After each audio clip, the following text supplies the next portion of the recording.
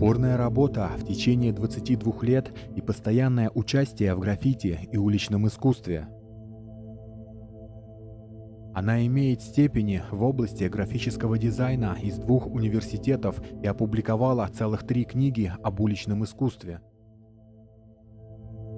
Ее полотна в акриловых и акварельных красках представлены как на сольных, так и на групповых выставках по всему миру.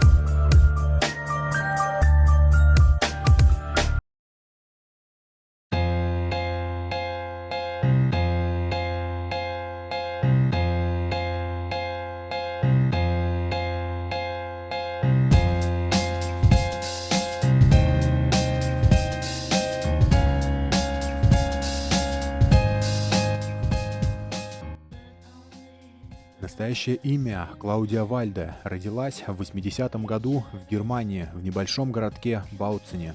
Детство Клаудии прошло в Германии. Правда, несколько лет она жила в Эфиопии, где ее отец временно работал инженером.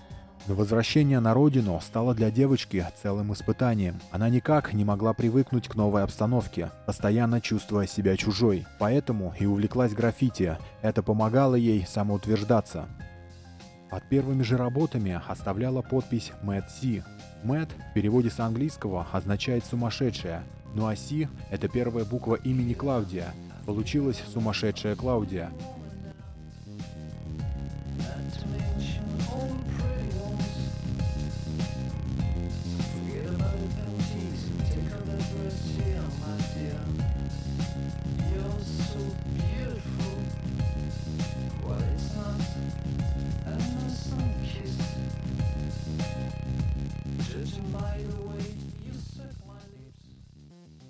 В настоящее время эта девушка считается сильнейшим представителем райтеров, среди которых обычно доминируют мужчины, а творения Мэт Си красуются на заборах, стенах домов в Мексике, в России, Великобритании, Венгрии, а также во многих других уголках планеты. Художница по полной колесит по всему миру.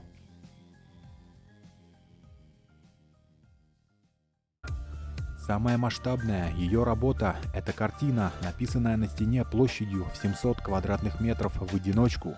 В 2010 году это стало международным прорывом для всего граффити-сообщества. Работа площадью 700 квадратных метров вдоль железнодорожной линии между Берлином и городом Халле.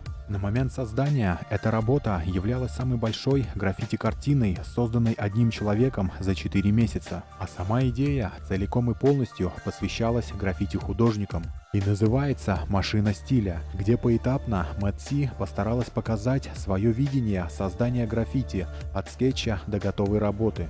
Сцена первая. Лаборатория. Мы рисуем, стараемся и вдохновляемся, независимо от того, при каких обстоятельствах и нехватке времени нам приходится работать. Сцена вторая и третья. Машина и гавань. Мы выбираем эскизы, производим наши идеи, пробуем техники и подбираем цветовые вариации для нашей работы.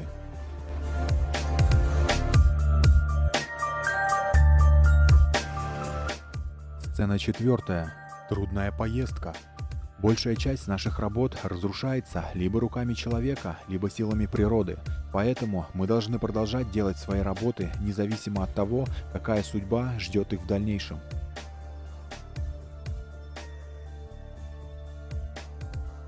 Сцена 5. Город. Вы продолжаете отправлять свое имя в мир, поэтому в конце дня некоторые из ваших кусков достигают места назначения, где они нужны и где их видят. Я рисовала более 4 месяцев, работая каждый день по крайней мере по 10 часов. Я использовала 1500 банок, 160 различных цветов, более 600 кэпов, 100 литров грунтовки и 140 литров внешней краски. И более чем 100 раз на этой стене написано мое имя. Это невероятная по объему работа Мэтт Си по-настоящему впечатляет. И еще раз доказывает, что только упорный труд, работа над собой дают по-настоящему великие результаты.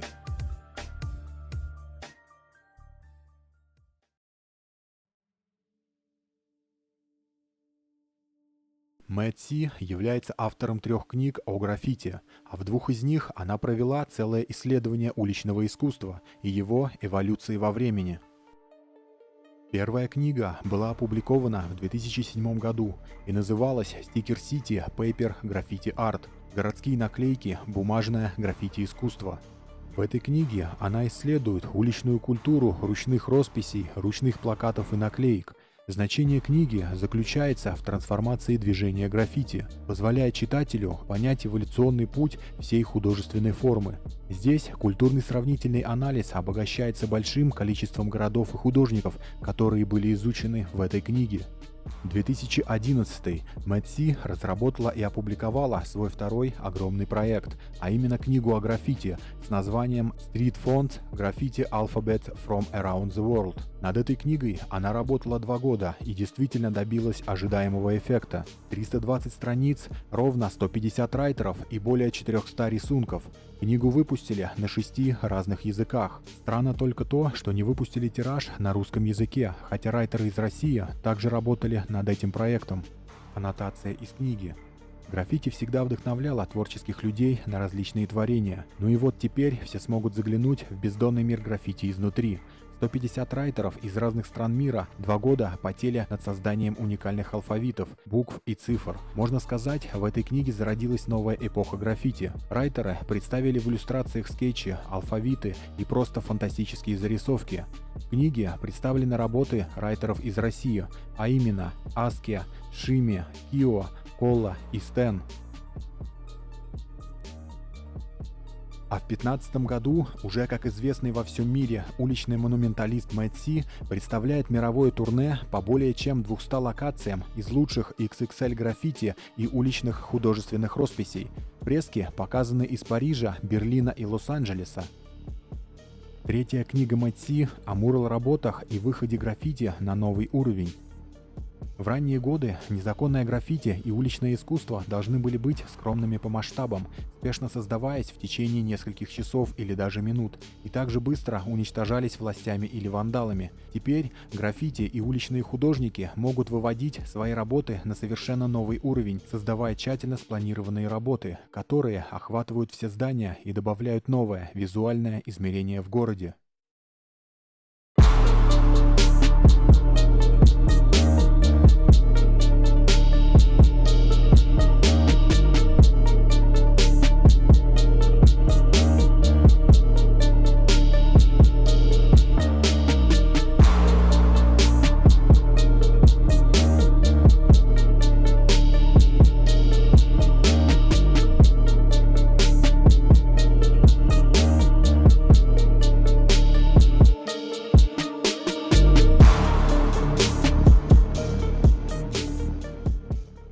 В современную эпоху интернета, когда язык массовых теорий и обсуждений вошел в мир искусства, сила любого художника находится под постоянным давлением меняющихся мнений.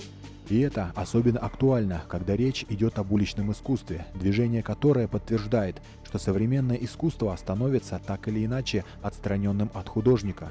Можно без сомнения сказать, что Мэтси осознала всю сложность постоянно меняющейся современной реальности. Она достигла этого благодаря своим тщательным исследованиям, постоянному диалогу с миром граффити и уличного искусства, и, конечно же, творческому процессу, наделенному экспериментами над собственным стилем, которому Мэтси отдается целиком и полностью.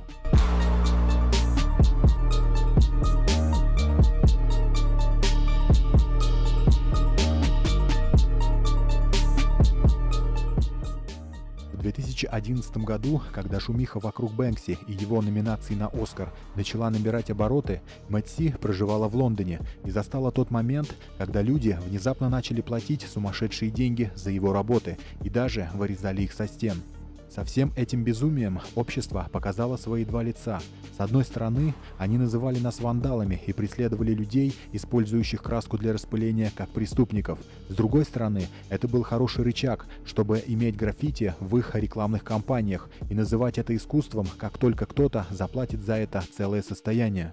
Этому событию Мэтси посвятила кристально чистый спрей, сделанный совместно со Сваровски, и назвала его «Вандал на $1 миллион». В апреле 2011 года Мэтси устраивает выставку, посвященную выходу книги Street Fonts Graffiti Alphabet from Around the World, над которой она трудилась целых 2 года. Специально для шоу она придумала идею рисования на коробках вместо холстов.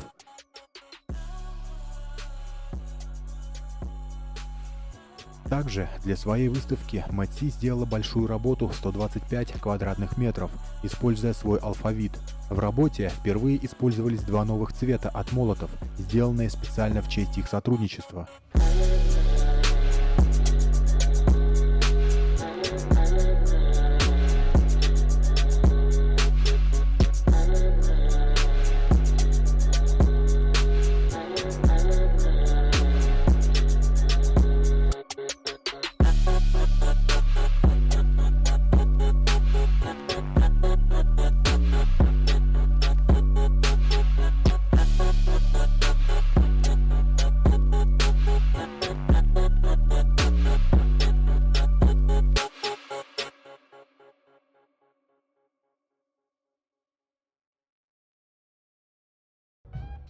В июне 2011-го Мэтси принимает участие в большой совместной выставке современного искусства в знаменитой по всей Европе Кархартской галерее. В этой выставке принимают участие все самые именитые и известные художники со всего мира, и Мэтси не стала исключением и показала свои последние наработки, картины и 3 спрея в исполнении камней от Сваровски, свою идею рисования на коробках вместо холстов и, конечно же, результат эволюции своего стиля на данный момент. Летом и осенью 2011 года Мэтси посещала и нашу необъятную родину. Первый раз совместно с Кенту на мероприятии Skills Jam в Москве, а второй раз уже с ОМСК в качестве судьи на события Right for Gold. На обоих событиях она сделала по совместной работе со своими друзьями. В январе 2012 года она принимает участие в интересном эксперименте, результатом которого стала выставка Art and Soul в Лос-Анджелесе. 40 уникальных дизайнов от 40 художников, разработанных специально для женской обуви на платформе.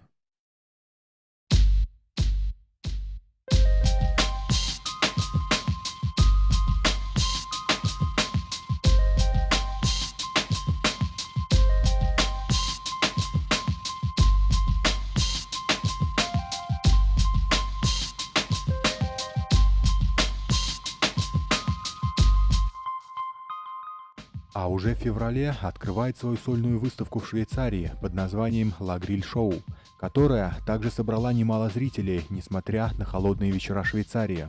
На ней она анонсировала ограниченную серию своего нового шелкографичного принта под названием «Между строк».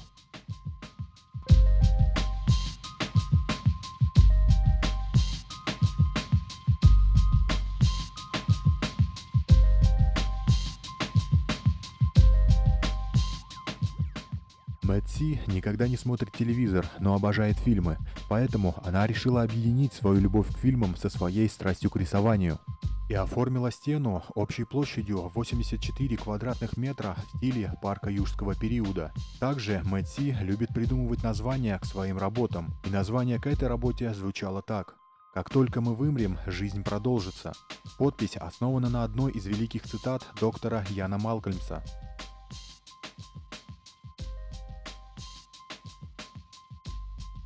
Это был первый раз, когда она смогла работать с подъемной платформой, и это было здорово, потому что на ее рекордной стенке в 700 квадратных метров она почти полностью работала с лестницы.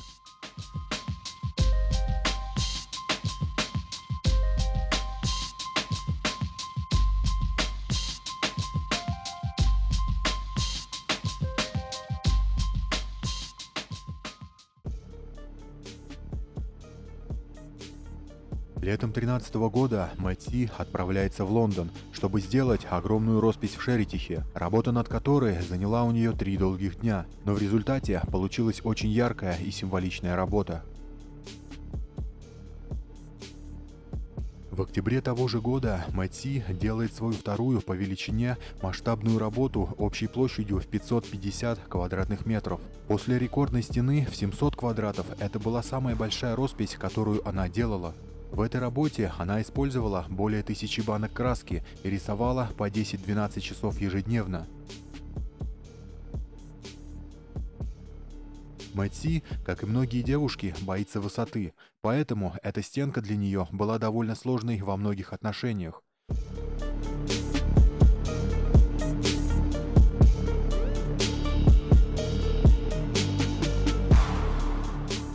Сама работа представляет собой увеличенную версию одной из последних работ, которую она использовала в качестве эскиза.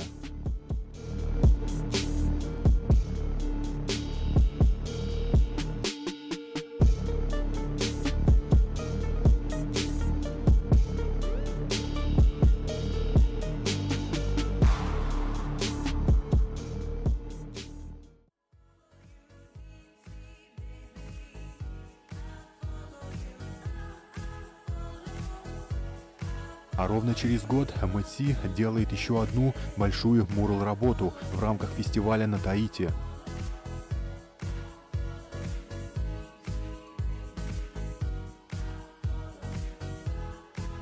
Эту работу ей удалось закончить в течение 5 дней с помощью французских художников, которые помогли сделать задуманное в кратчайшие сроки.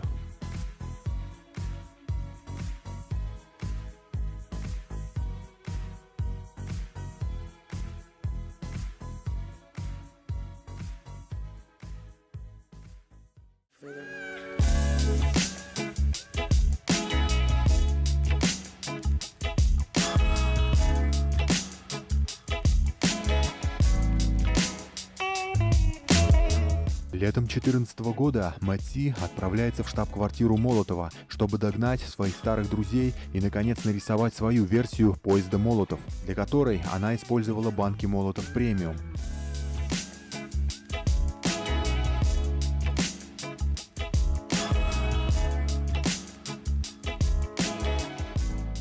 И в процессе работы Мэтт Си дала свое первое полноценное видеоинтервью о себе.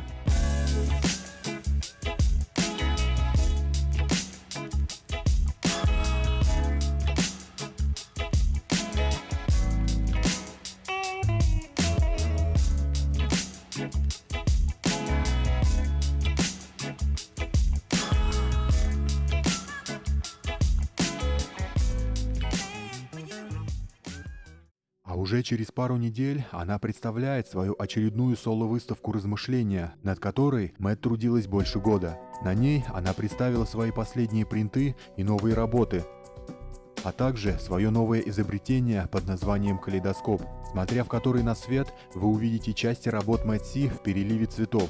Одним из инструментов Мэтт Си для создания ее полотен и росписей является спрей, поэтому калейдоскоп также появляется в формате спрея емкостью в 600 мл. Каждый калейдоскоп окрашен по-разному и наполнен цветами, которые соответствуют внешней стороне калейдоскопа.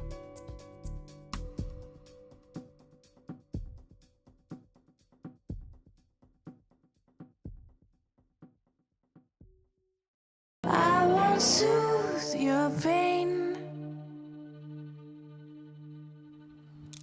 I won't ease your strain.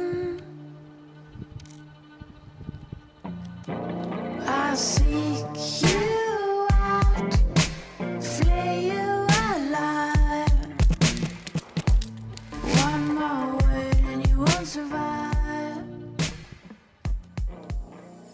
марте 2016 года Мэтт раскрашивает всем известный поезд Молотова уже во второй раз, дабы показать прогресс стиля, которого она добилась за последний год в одной работе. От классических граффити шрифтов до смелой акварельной каллиграфии, которой она по-прежнему пользуется, чтобы писать свое имя. You won't survive.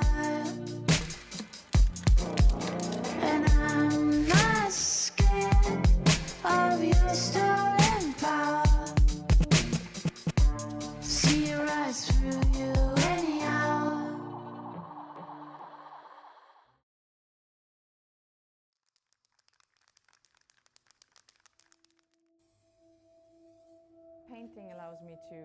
А в мае прошлого года Мэтт Си делает совместный проект с Ritual Cosmetics и разрабатывает дизайн их продуктов на основе запахов, которые ей выслали.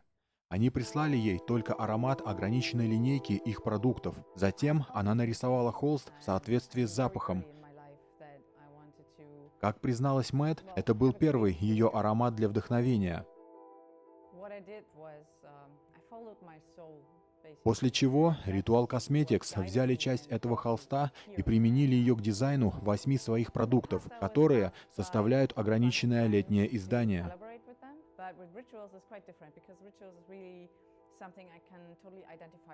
Мэтт Си очень гордится результатом их труда и очень привязана к бренду и людям, стоящим за ним. Благодаря этому сотрудничеству Ritual Cosmetics организовали несколько интересных стенок для Мэтт Си, дабы показать их совместный труд и продемонстрировать людям.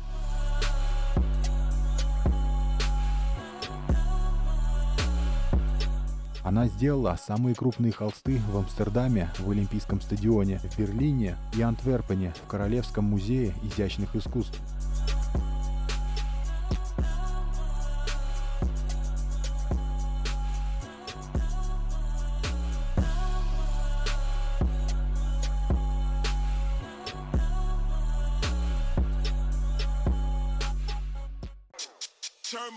Одной из последних ее крупных мурал-работ является работа в Монреале, которая была сделана в рамках мурал-фестиваля. И, как всегда, исполнение на высшем уровне, в узнаваемом стиле акварельных эффектов. В настоящее время Мэтт Си не сидит на месте и принимает участие в групповой выставке во Франции, которая будет проходить до 24 июня 2018 года.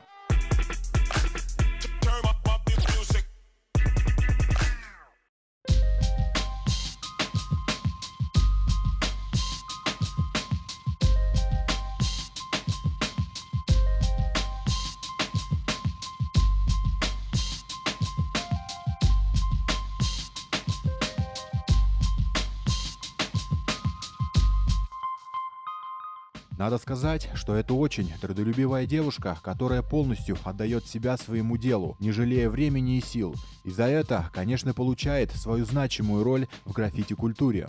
Ее самоотдаче позавидует любой современный художник. Она участвует ежегодно в 3-5 групповых выставках и делает 2, а то и 3 соло-представления на своих собственных показах.